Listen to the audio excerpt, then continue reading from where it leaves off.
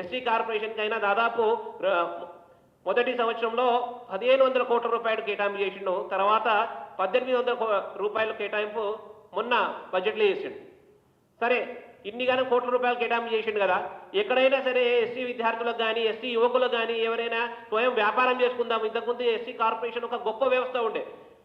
Schedule కులాలకు సంబంధించిన యువకులు స్వయం ఉపాధి కోసము మేము ఆటో పెట్టుకుంటామంటే డబ్బులు ఇచ్చేది, మేము చిన్న టెంట్ హౌస్ పెట్టుకుంటామంటే డబ్బులు ఇచ్చేది, ఏమైనా కుటీర పరిశ్రమ పెట్టుకుంటారంటే ఎస్సీ కార్పొరేషన్ నిధులు ఉండేవి. కానీ దుర్మార్గం ఏమిటంటే ఈరోజు ఎట్లాంటి పరిస్థితి అయిపోయిందంటే ఎస్సీ కార్పొరేషన్లకు సంబంధించిన కమిషనరు ఉదయం వస్తాడు, ఛాయ్ తాగుతాడు, మధ్యాహ్నం భోజనం చేస్తాడు, సాయంత్రం ఇంకో కప్పు ఛాయ్ తాగుతాడు, పట్టదంగా ఇంటికి పోతాడు. ఆయనకి ఎటువంటి నిధులు లేవు, ఏం పని లేదు. మరి ఏం చేస్తున్నావు ఆ కమిషనర్ అంటే ఉత్తగా కూర్చుంటున్నా అంటున్నాడు.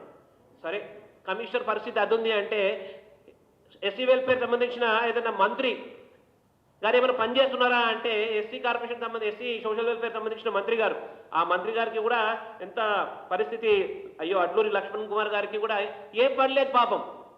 ఆయన కూడా ఉదయం వస్తాడు, ప్రభుత్వం నుంచి రావాల్సిన ఏవైతే ఛాయలు, బ్రేక్ఫాస్ట్లు, లంచ్లు, కట్టోరోడు, కాజు అంటాడు, అన్ని తింటాడు, సాయంత్రం మట్టంగా వెళ్ళిపోతాడు.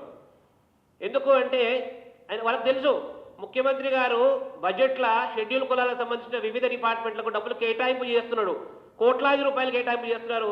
కానీ నిజంగా ఆ డిపార్ట్మెంట్లకు ఎవరికి కూడా ఫైనాన్స్ డిపార్ట్మెంట్కి నిజంగా డబ్బులు ఎవరికి రావట్లేదు. ఇది ఒక నగ్న సత్యం తెలంగాణ సంబంధించిన ప్రభుత్వాన్ని. ఇంకొక అడుగు ముందుకు పోదాం. తెలంగాణలో ఈ మధ్యకాలంలో షెడ్యూల్ కులాలకు సంబంధించిన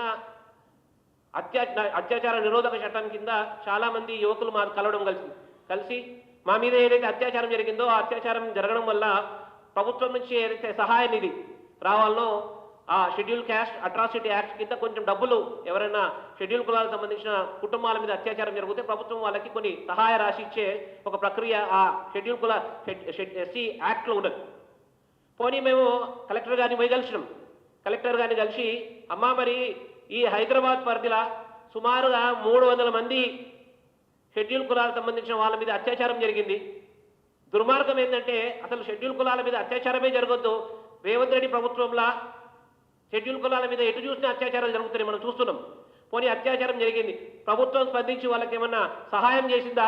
షెడ్యూల్ కులాల నిరోధక చట్టం, అత్యాచార నిరోధక చట్టం కింద డబ్బులు ఏమైనా ఇచ్చిందా అంటే ఒక్క రూపాయి వరకు ఈ రోజు వరకు కూడా తెలంగాణ ప్రభుత్వం ఎంత దుర్మార్గమైన పరిస్థితులు ఉన్నది అంటే దాదాపు 35 కోట్ల రూపాయలు కేటాయింపు చేసింది పోయిన బడ్జెట్లో. రెండవ బడ్జెట్లో కూడా 35 కోట్ల రూపాయలు కేటాయింపు చేసింది. కానీ ఏదైతే కేంద్రం నుంచి ఆ ఈక్వల్ షేర్ అమౌంట్ వస్తుందో ఆ డబ్బుల మీదనే డిపెండ్ అయ్యి ఆ డబ్బులు మాత్రమే డిస్ట్రిబ్యూట్ చేస్తున్నారు. కానీ ఈ తెలంగాణ ముఖ్యమంత్రి షెడ్యూల్ కులాలకు సంబంధించిన అత్యాచారం జరుగుతున్నది, అత్యాచారం సంబంధించిన బడ్జెట్లో కేటాయింపు ఉన్నది.